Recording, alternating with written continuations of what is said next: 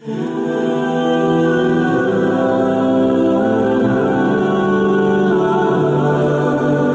انسان ہاتھ پھیلاتا ہے، اس کو لفظ بھی نہیں مل رہے ہوتے، مانگو تو کیا مانگو، تو وہ بند لبوں کی بولیاں بھی سنتا ہے، وہ تمہارے لہجے کو جانتا ہے، خلوص سے پیش ہونا ہے، اس کے حضور عاجزی سے پیش ہونا ہے، تو دعا کے اندر شکستہ لفظ بھی اس کو قبول ہے۔ اور یہ دعا اور اس دعا سے جڑے ہوئے مفہوم، ربنا لا تزغ قلوبنا بعد اذ ہدیتنا وہب لنا من لدنک رحمۃ انک انت الوہاب، اے اللہ ہمارا دل سیدھا کرنے کے بعد دوبارہ ٹیڑھا نہ کر دینا، اور اپنی جناب سے بے مزد جو ہماری کسی محنت کا نتیجہ نہیں ہے رحمت عطا فرما دینا، اس لیے کہ تیری شان ہے کہ تو وہاب ہے، ہماری کسی محنت کے ثمرے میں ہمیں عطا نہیں کرتا، ہمیں ویسے ہی عطا کرتا ہے، ہم نے تو اپنے لیے دعا بھی نہیں مانگی تھی، تو نے بن دعا کے ہمارا وجود بخشا، تو پھر اللہ ہمیں جنت بھی دے دے، اپنے محبوب کا قرب بھی دے دے، اور اللہ سے جو مانگو وہ عطا کرتا ہے۔ جب مانگنے بیٹھو تو چھوٹی سے چھوٹی چیز مانگو، بڑی سے بڑی چیز مانگو، جوتے کے تسمے سے لے کے جنت تک اس سے طلب کرو،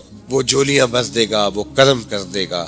ایک غزوے پہ حضور جا رہے تھے تو ایک چرواہا کالے رنگ کا اسود الرائی بکریاں لے کے جا رہا تھا، حضور کا چہرہ دیکھا تو دل ہار گیا، حضور نے دعوت دین دی، اس نے کہا کہ میں ان بکریوں کا کیا کروں، یہ تو میرے مالک کی ہے، تو کہا کہ تم قلعے کے دروازے پہ جا کے اندر ہانک دو، جب آخری بکری چلی جائے تو تم واپس آ جا۔ تو وہ واپس آیا، اتنی دیر تک جنگ کی بھٹی گرم ہو چکی تھی اور وہ آ کے شامل ہو جاتا ہے جنگ میں۔ جب لاشیں اٹھائی جانے لگی تو حضور علیہ الصلوۃ والسلام شہید صحابہ کو دیکھ رہے تھے، اور جب یہاں پہنچے تو فرمایا یہ وہ شخص ہے جس نے نہ کوئی نماز پڑھی، نہ روزہ رکھا، نہ زکوٰۃ دی، نہ حج کیا، ادھر سے آیا، در جنت کو شادہ تھا، سیدھا جنت میں چلا گیا۔ صرف حضور کو دیکھا ایمان کی نظر سے، قیامت تک آنے والے اولیاء، اغیاث، اوتاد، متقی، پرہیزگار، صدقہ و خیرات کرنے والے اسود رائی کے قدموں کی خاک تک بھی نہیں پہنچ سکتا۔ اقبال خراج پیش کرتے ہوئے بولتا ہے، اسود از توحید احمر می شود، خیش فاروق و ابو ذر می شود۔ عشق نے غالب نکما کر دیا، ورنہ ہم بھی آدمی تھے کام کے، اور استاد میر تقی میر نے کہا تھا کہ پھرتے ہیں میر خار، کوئی پوچھتا نہیں، اس عاشقی میں عزت سادات بھی گئی۔ کہا کیسا عشق کیا جو میرے پلے عزت تھی، عزت سادات وہ بھی رخصت ہو گئی، محبوب نے رول کے رکھ دیا، اور میرا جو حال کیا، تیری محفل میں آ کے بدنام ہوئے ہیں، نگاہ زمانہ میں بے نام ہوئے ہیں، تو نے وعدہ کیا تھا بچھڑیں گے نہ ہم، تیرے ہی ہاتھوں سے نیلام ہوئے ہیں۔ دنیا تو کیس کا نام بھول گئی، مجنوں کہنے لگی، نام تو کیس تھا لیکن اس کا نام تک مٹ گیا، اس کا تشخص تک مٹ گیا، اس نے شہزادے گلیوں میں رول کے رکھ دیے محبت نے، لیکن میں جس کی محبت کی کہانی آج آپ کے سامنے لیے بیٹھا ہوں، اس محبت کی عزت نوازی اور اس کی ذرہ نوازی اگر پوچھنی ہے تو بلال حبشی سے پوچھ لیجئے۔ سادات کی عزت ایک محبت رول دیتی ہے، لیکن یہ ایسی محبت ہے کہ جو بلال کو پستیوں سے اٹھا کے اوج ثریا کی بلندیوں تک پہنچا دیتی ہے۔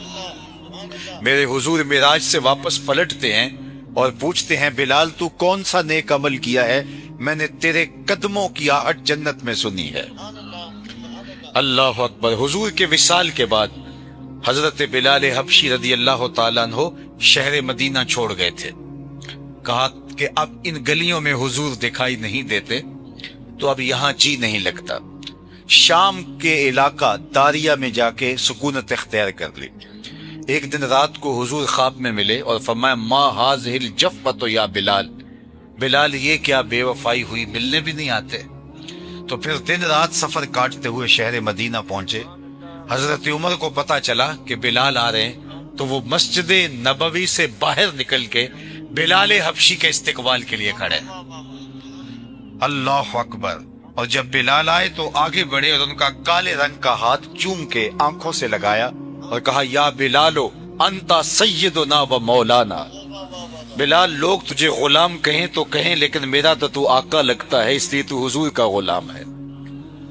تو وہ محبتیں اچھے بھلے انسان کی عزت خاک میں ملا دیتی ہیں، لیکن یہ محبت پستیوں سے اٹھا کے اوج ثریا تک پہنچا دیتی ہے۔ تو یہ ہے ذرہ نواز عشق، یہ ہے بندہ نواز عشق، تو پھر آئیے پیار انہی سے کریے، محبت کا ربط انہی سے کریے، رشتہ الفت انہی سے قائم کریے۔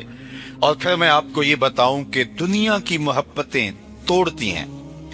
ایک کے دو چاہنے والے آپس میں رقیب کہلاتے ہیں کہ یہ میرا محبوب ہے، تم نے کیوں دیکھا؟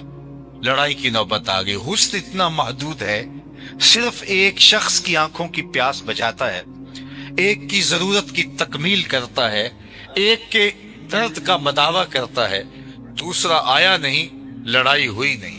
ایک کے دو چاہنے والے آپس میں رقیب کہلاتے ہیں، لیکن محمد عربی کے کروڑوں چاہنے والے آپس میں حبیب کہلاتے ہیں۔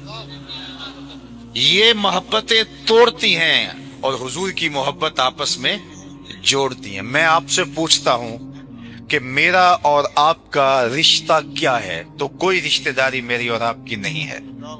کاروباری سانجھ ہو وہ بھی نہیں ہے۔ میں آپ سے گہری شناخت رکھتا ہوں تو شاید چند چہرے ہوں جن کو میں اس پورے اجتماع میں باقاعدہ پہچان سکتا ہوں، باقیوں کو میں پہچانتا بھی نہیں ہوں، نام جاننا تو دور کی بات ہے۔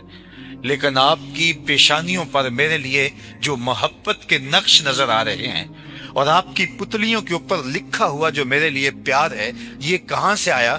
میری تو آپ کی رشتہ داری بھی کوئی نہیں، میرا آپ کا کوئی کاروباری سانجھ بھی نہیں ہے، میری اور آپ کی کوئی دوستی کی ایسی داستان بھی نہیں ہے، ہم اکٹھے پڑھتے بھی نہیں رہے ہیں، ہم کسی جگہ پہ روم میٹ بھی نہیں رہے، کلاس فیلو بھی نہیں رہے، لیکن یہ امڑ کر کے آپ آ گئے ہیں۔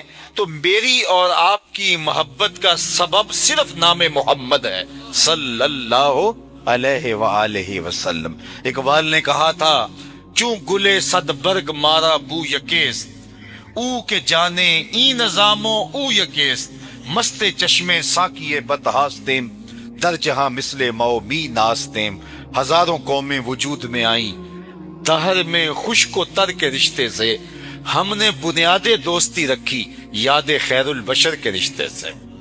میرے استاد جھوم کے پڑھا کرتے تھے، محمد کی وساطت سے محبت تیری میری ہے، محبت اصل ہے ان کی، نہ تیری ہے نہ میری ہے۔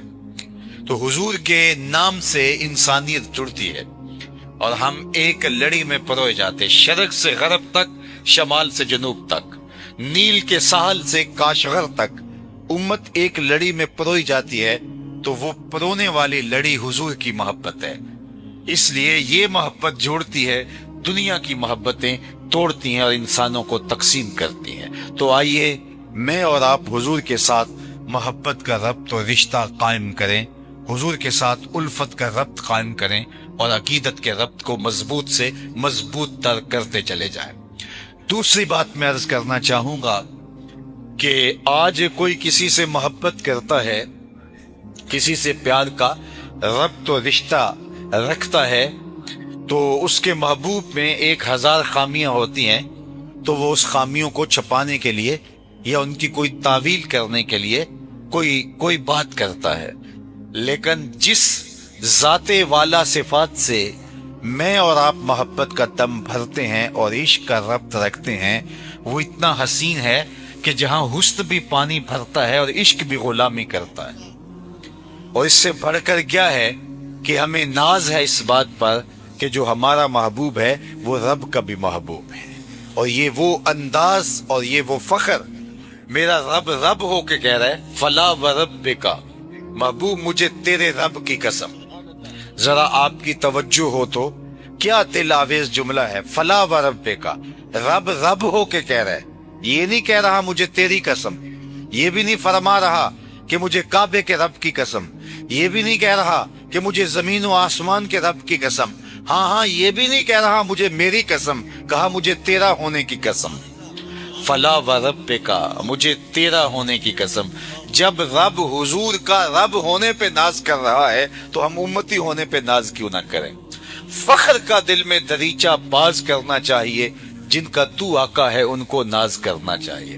اور یہ محفل میلاد یہ ناز کا ایک انداز ہے، یہ محبت کا ایک رنگ ہے، یہ عقیدت کا ایک پھیلتا ہوا اجالا ہے، یہ شکرانے کی ایک صورت ہے، اور یہ محبت کے اظہار کا ایک سلیقہ ہے، یہ الفت کا ایک انداز ہے۔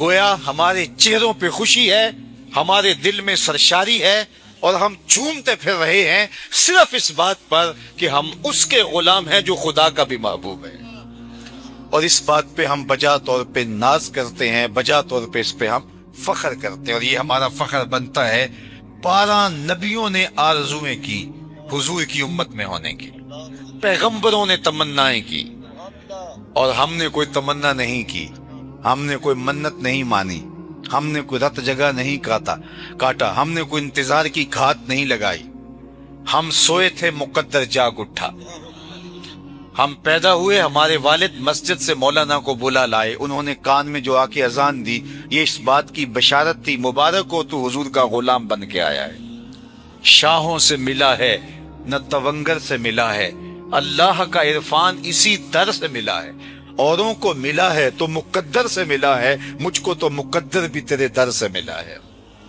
پیغمبروں نے آرزویں کی، پیغمبروں کی ٹیمیں منتظر رہی، ہاتھ اٹھا کے دعائیں مانگتے رہے، ربنا وابعث فیہم رسولا، مالک آنکھیں بوڑھی ہو گئی ہیں انتظار کرتے کرتے، اسے بھیج بھی دے۔ کوئی کہہ رہا ہے اسمہ المتوکل، اس کا نام متوکل ہوگا، کوئی کہہ رہا ہے لیسا بفظ ولا بغلظ، وہ تر شروع نہیں ہوگا، بس آیا جا رہا ہے۔ حضرت عیسیٰ نے تو کہا مبشرم برسول یات من بعد اسمہ احمد، لوگوں میں نام بھی بتائے جا رہا ہوں، بس وہ آنا چاہ رہا ہے، میرے بعد وہی نازل ہونے والا ہے، وہی اترنے والا ہے، اس کا نام احمد ہوگا۔ اللہ اکبر۔ جب حضرت عیسیٰ کی زبان سے میرے حضور کے قصیدے سنے تو ایک آپ کے حواری نے کہا حضرت جس کے قصیدے آپ پڑھ رہے ہیں کیا وہ آپ سے بھی افضل ہوگا؟ بڑی حیرت سے پوچھتے ہیں، اور حیرت کیوں نہ ہو کہ وہ عیسیٰ جو بن باپ کے پیدا ہوئے، کلمۃ اللہ و روحہ، اللہ نے ان کو بغیر باپ کے پیدا کیا، ان کے پاؤں کی ٹھوکر سے مردے اٹھ کے باتیں کرتے تھے، ان کی انگلیاں آنکھوں پہ آتی روشنی آ جاتی، مادرزاد اندھوں کو روشنی ملتی، کوڑی کے جسم پہ ہاتھ پھیرتے شفا ملتی، مٹی کا پرندہ بناتے پھونک مارتے ہوا میں اڑنے لگتا۔ کیا شانیں تھی حضرت عیسیٰ علیہ السلام کی۔ تو جب وہ بھی قصیدے پڑھ رہے ہیں تو امتی کا یہ کہنا بنتا ہے، تو حواری نے کہا حضرت جس کے قصیدے آپ بھی پڑھ رہے ہیں وہ آپ سے بھی افضل ہوگا۔ حیرت میں ڈوب کے بولتا ہے انجیل برناباس کے اندر آج بھی لفظ موجود ہیں، اگرچہ تحریف راب آ چکی ہے، میرے حضور کی شانیں پچھلی کتابوں سے لوگوں نے چن چن کے نکالی ہیں، لیکن آج بھی انجیل برناباس کے اندر یہ لفظ موجود ہیں۔ حواری پوچھتے ہیں حضرت کیا وہ آپ سے بھی افضل ہوگا؟ تو حضرت عیسیٰ فرمانے لگے افضل ہونے کی بات کرتے ہو، وہ تو اتنی عظمتوں کا حامل ہے، اگر اس کے نالین کے تسمے کھولنے کی سعادت ابن مریم کو مل جائے تو یہ بھی مقدر کی بات ہے۔ وہ اتنا بخت اور مقدر کا مالک ہے کہ اس کے نالین کے تسمے کھولنے کی سعادت بھی میرے لیے بخت کی بات ہے اگر مجھے یہ اعزاز مل جائے۔ زمانہ منتظر رہا۔ بحیرہ راہب کی کہانی آپ نے سنی ہوگی، وہ راستے میں کلی ڈال کے بیٹھا تھا، اس نے سنا تھا یہاں ایک دن نبی آخر الزمان کا گزر ہوگا۔ وہ روزانہ اپنے مکان کی چھت پہ چڑھتا اور حجاز کی جانب سے آنے والے قافلے دیکھتا ہے۔ اللہ اکبر کہ کسی دن وہ بھی تو گزریں گے اور میری آنکھوں کی پیاس بجھ جائے گی۔ نستورہ راہب کی کہانی سن لیجئے، وہ بھی شام میں کلی ڈال کے بیٹھا ہے، اس کے پاس ایک درخت تھا، اس نے کتابوں میں پڑھا تھا کہ اس درخت کے نیچے صرف پیغمبر ہی بیٹھ سکتا ہے، تو وہ منتظر تھا کبھی کوئی اس کی چھاؤں میں آ کے آسودہ ہو تو میں اس کی زیارت کروں۔ حضرت سلمان فارسی کی کہانی سن لیجئے۔ حضرت سلمان فارسی صحابہ میں سب سے طویل العمر ہیں، 350 سال کی روایت بھی موجود ہے اور 250 سال کی کم از کم آپ کی عمر کی روایت ہے۔ ایک مجوسی کے بیٹے ہیں، کہتے ہیں میں اپنے باغوں میں جایا کرتا تھا، راستے میں ایک راہب کا کٹیا تھا اور میں اس کے پاس اٹھنے بیٹھنے لگا۔ میرے والد کو پتا چلا تو اس نے منع کیا کہ ہم تو مجوسی ہیں، آتش پرست ہیں، اور تم اس شخص کے پاس کیوں بیٹھتے ہو؟ تو چونکہ مجھے اس کی باتوں سے خوشبو آتی تھی اور میں اس راہب عیسائی پادری کے پاس بیٹھتا تھا۔ میرے باپ نے روکا تو میں نہ رکا تو باپ نے گھر سے نکال دیا۔ میں حق کی تلاش میں نکلا، ایک پادری مجھے ملا، میں اس کی صحبت میں رہنے لگا۔ وہ واقع خدا رسیدہ تھا، حضرت عیسیٰ کے دین کا پیروکار تھا۔ میں نے اس کی ایک مدت تک خدمت کی۔ ایک دن اس نے مجھے تنہائی میں بلایا، کہا کہ میرا وقت آخر آ گیا ہے، تو نے میری بڑی خدمت کی ہے اور دل سے کی ہے، اب میری تدفین کے بعد تو غموریا چلے جانا، وہاں کا فلاں پادری وہ خدا رسیدہ ہے، تجھے اس سے خیر مل جائے گی۔ کہتے ہیں وہ واقعی 2-3 دن کے بعد انتقال کر گیا۔ تدفین کے بعد میں غموریا چلا گیا اور جس نشانی کا پادری اس نے بتایا تھا وہ مجھے مل گیا۔ میں اس کی صحبت میں رہنے لگا اور خدمت دل و جان سے کرنے لگا۔ ایک مدت میں نے اس کی خدمت کی۔ ایک دن اس نے مجھے تنہائی میں بلایا، کہا کہ تو نے میری بہت خدمت کی ہے نوکروں کی طرح، اب میرا بھی وقت آخر آ گیا اور کوئی ایسا پادری اب رہا نہیں جس کے پاس میں تجھے بھیجوں، لیکن تو حق کا متلاشی ہے، میری تدفین کے بعد تو یثرب چلے جانا، نبی آخر زمان کا ظہور ہوگا اور وہ وہاں ہجرت کر کے آئے گا اور تو ان کی صحبت میں زندگی کا سراغ پالے گا۔ کہتے میں نے کہا کہ میں در بدری کی خاک چھانی ہے، کوئی شخص مدعی نبوت ہو اور میں دھوکہ کھا جاؤں، مجھے کوئی پکی نشانیاں بتاؤ تاکہ میں دھوکہ نہ کھاؤں۔ تو اس نے کہا 3 نشانیاں ہوں گی۔ ایک، صدقہ قبول نہیں کرے گا۔ دوسری نشانی، ہدیہ رد نہیں کرے گا۔ تیسری نشانی، 2 کندھوں کے درمیان مہر نبوت ہوگی۔ کہتے ہیں کہ میں یہ نشانیاں یاد کر لی اور وہ 2-4 دن کے بعد انتقال کر گیا۔ اس کی تدفین کی اور پھر میں نے رخت سفر باندھا اور یثرب کی جانب جاتا ہوا ایک قافلہ مجھے غموریا سے ملا، تو میں نے کہا مجھے بھی ساتھ لیتے جاؤ، میرا قصد بھی وہاں کا ہے۔ تو انہوں نے کہا آ جاؤ، لیکن انہوں نے میرے ساتھ زیادتی کی کہ مجھے اپنا غلام بنا لیا، لیکن مہربانی یہ کی کہ جا کے بیچا یثرب میں۔ یہ مدینہ المنورہ کا پرانا نام ہے۔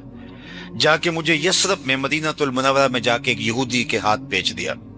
اس نے مجھے اپنے باغ کی گوڈی اور کام کاج میں لگا دیا۔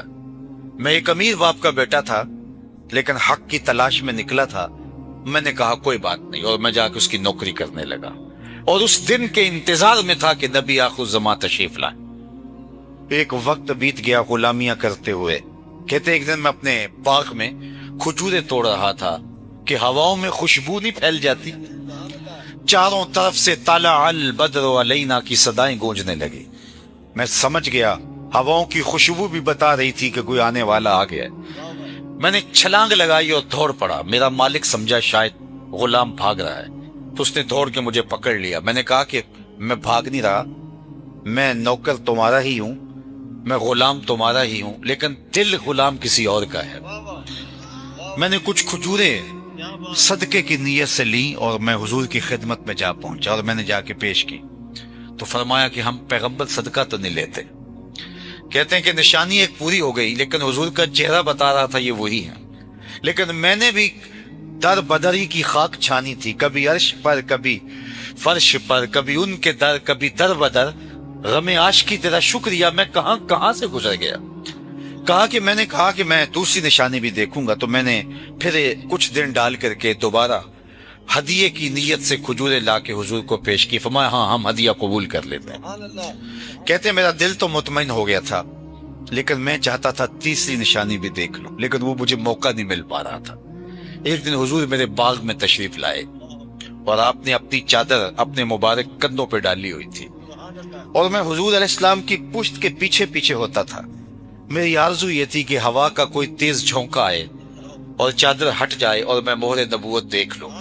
آقا کریم میرے ارادہ قلب سے آگاہ ہوئے۔ فَأَلْقَى إِلَيَّ رِدَاءَهُ، حضور نے چادر اتار کے میری جانب پھینکی اور کمر کو خم دے کے میری جانب کرتے ہوئے کہا انظر الی ما امرت بہ، اس پادری نے جو بتایا تھا دیکھ لے۔ تو کہا میں نے دیکھا تو 2 کندھوں کے درمیان مہر نبوت تھی۔ اللہ اکبر! کیسے گلی گلی کی خاک چھانی، در بدری کی جو ہے وہ خاک چھانی اور پھر جا کے اس چوکھٹ پہ پہنچے۔ یہ مشقت آپ کو تو نہیں سہنی پڑی، یہ مشقت جو نستورہ نے سہی، جو بحیرہ نے سہی، جو سلمان فارسی نے سہی، وہ مشقت میں نے تو گوارا نہیں کی۔ ہم تو آغوش مادر میں آئے تو ہمیں مبارک ملی، تم حضور کے غلام بن کے آئے ہو۔ اللہ اکبر! اقبال کہا کرتے تھے نام تو از پدر آموختم، حضور آپ کا نام میں نے اپنے باپ سے سنا تھا، میں تو ماں کی آغوش میں تھا تو ماں نے لوریاں ہی حضور کے نام کی دی تھی۔ تو یہ میری خوش بختی، میری خوش قسمتی کہ میں تیرا امتی۔ ایک دن کا محفل میلاد کیا، ساری زندگی حضور کے نام پہ لگا دو، حق کے شکر پھر بھی ادا نہ ہو۔ ہمارے بدن پہ اتنے بال نہیں ہیں جتنے رسول اللہ کے احسانات ہیں۔ ہمارا بال بال قرض رسالت میں جکڑا ہوا ہے. ہماری خوش بختی کہ ہم اس اعزاز سے مالا مال ہوئے. کنتم خیر امت اخرجت للناس، یہ آپ کو کہا گیا ہے نا، یہ مجھے کہا گیا ہے. مجھے بتاؤ ہم اس لائق ہیں، ہم اس اہل ہیں کہ اتنا بڑا اعزاز پائیں؟ لیکن اصل شرف مکان کا نہیں ہوتا، شرف مکین کا ہوتا ہے. تو حضور کے صدقے سے ہمیں یہ اعزاز ملا، ہمیں یہ عزت ملی. آقا کریم نے فرمایا کہ ایک شخص فجر سے لے کر شام تک مزدوری کرتا ہے، اس کو 1 قیراط ملتا ہے مزدوری. دوسرا ظہر سے لے کر شام تک مزدوری کرتا ہے، اس کا وقت تھوڑا ہے لیکن اس کو بھی 1 قیراط ملتا ہے. تیسرا عصر سے لے کر مغرب تک مزدوری کرتا ہے، اس کو 2 قیراط ملتے ہیں. وقت اس کا دونوں سے کم لیکن اس کی مزدوری 2 گنا. فرمایا پہلی مثال یہود کی ہے، دوسری مثال نصارہ کی ہے، اور تیسری مثال میری امت کی ہے. ایک ہی رات لیلۃ القدر کی ایسی ہے کہ 1000 مہینوں سے بہتر ہے. ایک نیکی کرو گے 10 نیکیوں کا ثواب ہے. ایک دانہ اللہ کی راہ میں خیرات کرو گے 700 گنا ثواب ملے گا. اور اگر توفیق یاوری کرے، اللہ کی مدد نصرت شامل ہو، تو حرم میں 1 سجدہ کرو گے 1,00,000 سجدوں کا ثواب ملے گا. ایک نیکی کرو گے 1,00,000 نیکیوں کا ثواب ملے گا. یہ کتنا بڑا اعزاز ہے، یہ کتنا بڑا شرف ہے. یہ مجھے دیا گیا، یہ آپ کو دیا گیا. میرے اور آپ کے عمل اگر ہم دیکھیں تو ہمیں شرم آئے، لیکن کنتم خیر امت اخرجت للناس، یہ اعزاز حضور کے صدقے سے دیا گیا. تو اس لیے اس کا شکرانہ ہے یہ محفل میلاد. اور آقا کریم علیہ الصلوۃ والسلام سے محبت کیوں نہ کریں؟ یار میں تو سینے میں دھڑکتا ہوا دل رکھتا ہوں نا، آپ تو سینے میں تڑپتا ہوا سیماب کی طرح دل رکھتے ہیں، اور دل مجبور ہے محبت کرنے کے لیے. جہاں حسن ہوگا دل ادھر نپکنے لگے گا. اور کائنات کے سارے حسن حضور کے قدموں کی خیرات. اللہ اکبر. اعظم چشتی کی تو حیرت ہی ختم نہیں ہوتی. سمجھا نہیں ہنوز میرا عشق بے ثبات، تو کائنات حسن ہے یا حسن کائنات؟ تو میں تو مجبور ہوں محبت کرنے کے لیے، لیکن حضور علیہ الصلوۃ والسلام سے محبت تو پتھروں نے بھی کی ہے، درختوں نے بھی کی ہے. اللہ اکبر. احد کی چھاتی پہ حضور کا قدم آتا ہے تو پہاڑ جھوم اٹھتا ہے. تو اللہ کے محبوب فرماتے ہیں اسوۃ احد فإنما علیک نبی و صدیق و شہیدان. اور کبھی فرمایا احد جبل یحبنا ونحبہ، احد ایسا پہاڑ ہے جو ہم سے پیار کرتا ہے، ہم اس سے پیار کرتے ہیں. مجھے بتاؤ کہ کبھی پتھروں کے سینوں کے اندر بھی پیار کی جوت آپ نے دیکھی ہے؟ ہمیں تو انسانوں کا پتہ نہیں چلتا کہ کون پیار کرتا ہے اور کون پیار کے روپ میں نفرت کرتا ہے. لوکی مینو منہ ہوتے خول چڑھا کے ملتے نے، ویکھن وہ کنے چنگے پیڑے کنے دل دے نے. کتنے لوگ ہوتے ہیں جو آستین کے سانپ ثابت ہوتے ہیں، لیکن حضور احد کے کلیجے میں اپنے پیار کو بھی دیکھ رہے ہیں. اور آؤ تمہیں محبت کی ایک دل آویز کہانی سناؤں. صحیح بخاری میں یہ کہانی ہے، دل آویز کہانی، خوبصورت کہانی. اللہ اکبر. حضور منبر پہ تشریف فرما ہے، اچانک مجمع سے رونے کی آواز آنے لگی، اور رونے والا اس درد سے روتا ہے کہ لگتا اس کا کلیجہ پھٹ جائے گا. حدیث میں لفظ ہے کناکۃ الخلوج، جس طرح اونٹنی کا بچہ گم ہو جائے اور وہ چیخیں مارتی ہے، دھاڑے مارتی ہے، رونے والا اس درد سے روتا ہے. صحابہ دائیں بائیں دیکھتے ہیں لیکن رونے والا دکھائی نہیں دیتا. دل لرز رہے ہیں سینوں کے اندر. مسجد نبوی اس کے رونے کی چیخوں سے گونج اٹھی، اور صحابہ حیرت میں مبتلا ہیں. رونے والے کے رونے میں درد بھی ہے، اور اس کی چیخیں اس سے مسجد گونج اٹھی ہے. اور حیرت یہ ہے کہ رونے والا اس درد سے روتا ہے اور وہ دکھائی بھی نہیں دیتا. فنزل النبی صلی اللہ علیہ وآلہ وسلم عن المنبر. جب اس کی چیخ و پکار بڑھ گئی اور مسجد نبوی گونج اٹھی تو حضور منبر سے نیچے اترے اور ایک سمت چلتی ہے. کھجور کا ایک خشک تنا پڑا ہوا تھا. حضور نے جا کے اس کو اپنی آغوش میں لے لیا.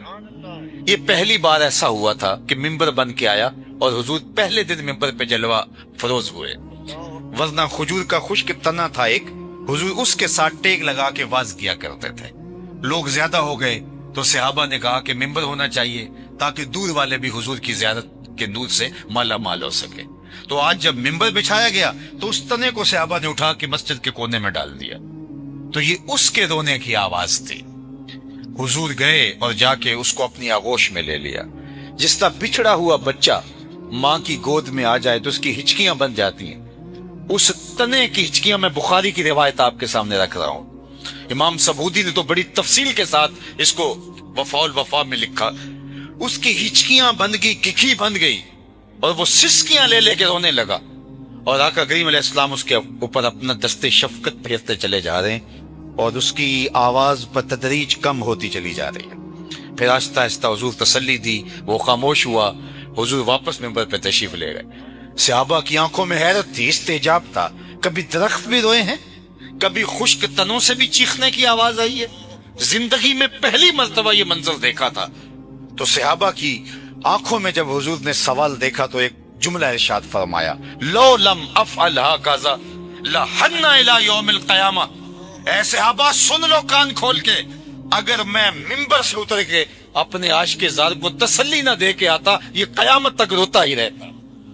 इसकी चीखें दुनिया सुनती, ये मेरे फिराक में कभी चुप ना करता।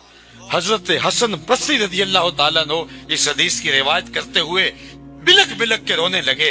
कहा, एक दरख्त के कलेजे में हुजूर का इतना प्यार है, हम तो सीने के अंदर दिल रखते हैं, हम हुजूर की मोहब्बत के अंदर क्यों नहीं रोएंगे? हम आंसुओं का खिराज क्यों नहीं देंगे? ये हुजूर की मोहब्बत है, ये हुजूर का प्यार है, ये हुजूर अलैहिस्सलाम की उल्फत के रंग हैं। एक सहाबी जिनका नाम सोबान है, आका करीम ने फरमाया कि क्या है सोबान तुम्हें, तुम बड़े कमजोर दिखाई दे रहे हो, तुम्हें कोई बीमारी है?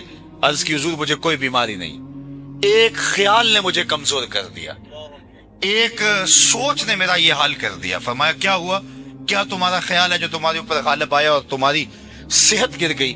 कहा कि एक ख्याल ये आया कि अब जब दिल उदास होता है हुजूर को आके देख लेते, तो जन्नत में हम अगर गए भी तो किसी निचले दर्जे में होंगे, हुजूर तो पैगंबरों के साथ ऊपर वाले दर्जे में होंगे, वहां तो हुजूर की जियारत नहीं होगी। तो इस ख्याल ने मेरा ये हाल कर दिया है। अल्लाह अकबर, जो आप देख रहे हैं तो अल्लाह के महबूब अलैहिस्सलाम की मोहब्बत हमारे सीनों का खजीना है। लेकिन मैं साहिब अपनी गुफ्तगू को समेटते हुए अर्ज करना चाहूंगा, मोहब्बत के इजहार के कई रंग हैं। आपकी ये महफिल ये भी मोहब्बत के इजहार का एक रंग है। आपका जोशे फरावा में नारे लगाना ये भी मोहब्बत का एक रूप है। आपका सर पे इमामा बांध लेना, आपका मिठाइयां बांटना, आपका अकीदतों के मुख्तलिफ रंग इख्तियार करना, ये सब मोहब्बतों का रंग है। लेकिन मोहब्बत का सबसे बड़ा ताया महबूब की अतात है, महबूब की फरमा बरदारी है। मुहिब जिससे मोहब्बत करता है उसकी फरमा बरदारी करता है। वो तो ऐसा हुक्म दे दे जिसको बजा लाना मुमकिन ना हो, तो मुहिब तो फिर भी तेशा उठा के नहर खोदने चल पड़ता है। मुझे बताओ, कभी पत्थरों से भी दूध की नहरें निकली हैं? पत्थरों से चश्मे तो फूटते हैं, पत्थरों से कभी दूध तो नहीं निकला। लेकिन जब फिरहाद को शीरी ने कहा कि मैं तो तुम्हें वसल तब दूंगी कि अगर तुम पहाड़ से नहर दूध की खोद के लाओगे, तो वो हाथ में तेशा लेके इसी काम के लिए चल निकला कि अगर ये शर्त है वसल की, तो फिर मैं इस काम के लिए चलता हूं। मेरे और आपके आका मौला ने तो कोई ऐसा मुश्किल हुक्म नहीं दिया जो मुमकिन ना हो, बल्कि फरमाया लौला अन अशुक्का अला उम्मती लअमरतुहुम बिस्सिवाक इंदा कुल्ले सलातिन। अगर मैं अपनी उम्मत पे शाक ना जानता तो हर नमाज के लिए जो वुजू किया जाता है उसके साथ मिसवाक को लाजिम करार दे देता। लेकिन अल्लाह के महबूब ने कहा कि ये मुश्किल हो जाएगा, भारी हो जाएगा इनके लिए, इनके ऊपर वो हुक्म नाफिज नहीं करना जो इनको बजा लाना मुश्किल हो जाए। वही हुक्म दिए जिसके बगैर चारा नहीं था, जिसको बजा लाना जरूरी था। तो हम फिर कैसे मुहिब होंगे कि अगर हमें पंजगाना नमाज की तौफीक नसीब नहीं होगी? महबूब तो एक बार कह दे, और वो पंजाबी में कहते हैं अद्धी जुबान से भी कह दे, तो आशिक जिंदगी गुजार देता है। और कुरान और हदीस में नमाज का हुक्म और इसकी तरगीब तो 750 मरतबा है। कुरान मजीद में भी और अहादीस तैयबा में मुख्तलिफ सीगों से हिकायतन और इंशान तकरीबन 750 मरतबा नमाज का हुक्म है। और तुम्हारे महबूब का ये हुक्म, और फिर फरमाएं जुइलत कुर्रतु ऐनी फी सलात, मेरी आंखों की ठंडक नमाज में रखी गई। और बिलाल हबशी को जब अजान का कहते तो कहते अरे ना या बिलाल, बिलाल उठो हमारे सीने को राहत पहुंचा दो।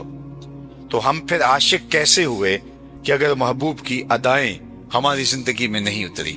महबूब का हुक्म तो बहुत बड़ी बात होती है, मुहिब तो महबूब की मंशा को भी समझता है। मदीने की एक गली से हुजूर का गुजर हुआ تو ایک ایسا گھر بن رہا تھا جو طرز تعمیر حضور کو کسی وجہ سے پسند نہیں تھی. تو آقا کریم نے گزرتے ہوئے پوچھا یہ کس کا گھر ہے؟ تو کہا فلاں انصاری صحابی کا. حضور علیہ السلام نے کچھ نہیں کہا، گزر گئے. کوئی اس صحابی کو ملا، کہا حضور علیہ السلام گزرے تھے، تیرے گھر کو دیکھا تھا، چہرے پہ پسندیدگی کے آثار نمودار نہیں ہوئے، شاید حضور کو پسند نہیں آیا. اس نے کہا اچھا ہاں بالکل ایسا ہی ہوا. اس نے کدال پکڑا اور مکان زمیں بوس کر دیا. 2-4 دن کے بعد آقا کریم کا دوبارہ گزر ہوا تو وہاں ملبے کا ڈھیر پڑا ہوا تھا. کہا اس صحابی کو بلاؤ. بلایا. کہا میں گزرا تھا تیرا مکان دیکھا تھا، آج ملبے کا ڈھیر دیکھ رہا ہوں، کیا ہوا؟ کہا حضور میں نے خود گرایا ہے. فرمایا کیوں؟ عرض کی سنا تھا آپ کو پسند نہیں، سنا تھا آپ کو پسند نہیں. میں سر سے لے کر پاؤں تک دیکھوں میرا کیا کیا حضور کو پسند نہیں. میں عقیقے سے لے کر ولیمے تک دیکھوں میرا کیا کیا حضور کو پسند نہیں. میں گھریلو زندگی سے لے کر کے کاروبار تک دیکھوں میرا کیا کیا حضور کو پسند نہیں. میں نجی سے زندگی سے لے کے امور سیاست تک دیکھوں میرا کیا کیا حضور کو پسند نہیں. محمد دی زیارت محمد دے رنگ وچ چوں بنا میں مصطفیٰ خانم درود از خجالت آپ می کردت وجود عشق می گویت کے محکوم غیر سینائے تو از بتا مانند دیر تا نداری از محمد رنگ و بو از زبان خود میالہ نام ہو. کہا کہ اگر ان کے طریقہ حیات کو اختیار نہیں کرتا تو اپنی زبان سے ان کا نام میلہ نہ کرنا. ان کا اگر ہوا ہے تو پھر ان کا ہو کے دکھا. میرے استاد فرمایا کرتے تھے یہ نہ ہو کہ لوگ تمہیں پوچھے تم کون ہوتے ہو اور تمہیں بتانا پڑے صاحب مسلمان ہوتے ہیں. یہ دیکھو مذہب کے خانے میں اسلام لکھا ہے. آپ فرمایا کرتے تھے صاحب نہ کسی کو پوچھنے کی نوبت آئے نہ تمہیں بتانے کی ضرورت. تمہاری وضاقتہ طرز زندگی ایسی ہونی چاہیے تم دور سے آ رہے ہو لوگ کہیں وہ دیکھو حضور کا غلام آ رہا ہے. نور آنکھوں میں تو چہروں پہ اجالے ہوں گے، مصطفیٰ والوں کے انداز نرالے ہوں. اللہ کے محبوب علیہ السلام تشریف فرما تھے. ایک صحابی آئے اور وہ ایک طویل سفر کے بعد مدت کے بعد مدینہ المنورہ میں آئے تھے. غالباً بحرین سے آئے. انہوں نے حضور علیہ السلام کو سلام عرض کیا. آقا کریم نے رخ پھیر لیا. وہ سمجھے کہ اتفاقاً ہو گیا، کبھی ایسا ہو جاتا ہے. تو حضور نے رخ پھیرا ادھر سے جا کے پھر دوبارہ سلام عرض کی. آقا علیہ السلام نے پھر رخ پھیر لیا. تو وہ بہت پریشان ہوئے، سمجھ گئے کہ حضور علیہ السلام ناراض ہیں، لیکن انہیں یہ نہیں پتا تھا کہ ناراضگی کی وجہ کیا ہے. وہ صحابہ کو پوچھتے پھر رہے کہ حضور علیہ السلام ناراض ہیں، لیکن یہ سمجھ نہیں کہ ناراض کیوں ہے. تم بتا سکتے ہو کہ ناراضگی کی وجہ کیا ہو سکتی ہے؟ ہمارا بڑا بزرگ استاد پیر مرشد والد ناراض ہو جائے اور ہمیں پتہ نہ ہو کہ ناراضگی کی وجہ کیا، ہم خود ناراض ہو جاتے ہیں. لیکن وہ صحابی پوچھتے پھر رہے ہیں کہ حضور علیہ السلام مجھ سے ناراض ہیں، مجھے سمجھ نہیں، تم کچھ بتا سکتے ہو؟ انہوں نے غور کیا. کہا ہاں یہ جو تو نے سونے کی انگوٹھی پہن رکھی ہے ناراضگی کی وجہ یہ ہو سکتی ہے، کیونکہ آقا کریم اس کو منع کر فرما چکے. سونا چاندی ریشم مردوں کے لیے حرام ہے. اس کو آتش دوزخ کا انگارہ قرار دیا حضور نے. تو کہا حضور کی ناراضگی کا سبب شاید یہ ہو، چونکہ تم یہاں تھے نہیں اور تمہیں پتہ نہیں، بعد میں ممانت آئی ہے اور ناراضگی کا سبب یہ ہو سکتا ہے. وہ آگے بڑھے. وہ سونے کی انگوٹھی اتار کے حضور کو پیش کرتے ہوئے کہا حضور اس وجہ سے ناراض ہیں، یہ رہی. آقا کریم نے پکڑا اور یوں پھینک دے. ناراضگی کی وجہ یہی تھی. ناراضگی ختم ہو گئی، مجلس چلتی رہی. جب مجلس اختتام کو پہنچی لوگ گھروں کو پلٹنے لگے اور یہ بھی واپس جانے لگے تو کسی نے توجہ دلائی کہ وہ انگوٹھی تو اٹھا لو، تمہاری بیوی تو پہن سکتی ہے، تم اگر شرعاً نہیں پہن سکتے لیکن بیوی تو پہن سکتی ہے اور تمہاری ملکیت ہے، اٹھا لو. تو صحابی نے کیا جواب دیا وہ سنیے، اور میری گفتگو اختتام کو پہنچ گئی اور اس کو ان کانوں سے نہیں دل کے کانوں سے سنیے.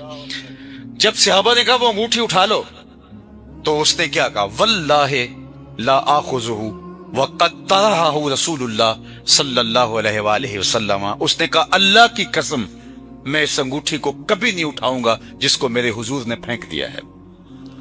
پڑی رہے میں کبھی نہیں اٹھاؤں گا. یہ سونا ہے، ہیرا ہے، موتی ہے، جوہر ہے، پکھراج ہے، لال ہے، کچھ بھی ہے، پڑا رہے، نہیں اٹھاؤں گا جس کو میرے حضور نے پھینک دیا. میں اور آپ محبت رسول کانفرنس کے اندر یہاں بیٹھے بیٹھے سوچیں ہم کوئی ایسی عادت تو نہیں اٹھا رکھی جو حضور نے پھینک دی ہو، ہم نے کوئی ایسی دوستی تو نہیں اٹھا رکھی جس کو حضور نے پھینکا ہو، ہم نے کوئی ایسا کاروبار تو نہیں اٹھا رکھا جس کو حضور نے پھینکا ہو. ہم نے کوئی ایسا رویہ تو نہیں اٹھا رکھا جس کو حضور نے پھینکا ہو. ہم نے کوئی ایسا انداز زیست تو نہیں اختیار کر رکھا جس کو حضور نے دور کر دیا ہو, ہٹا دیا ہو. یہ مجھے اور آپ کو سوچنا ہے.